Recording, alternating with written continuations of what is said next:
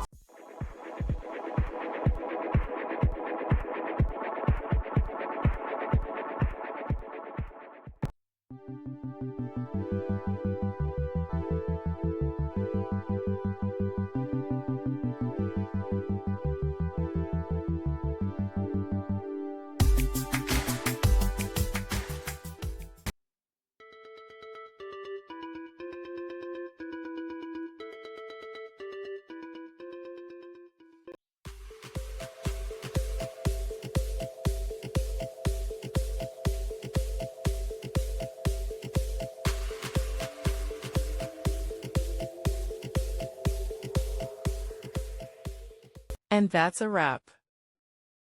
I hope you found the answer you were looking for. If you did, take a second to hit that subscribe button. It really helps out. And let me know in the comments which solution worked best for you.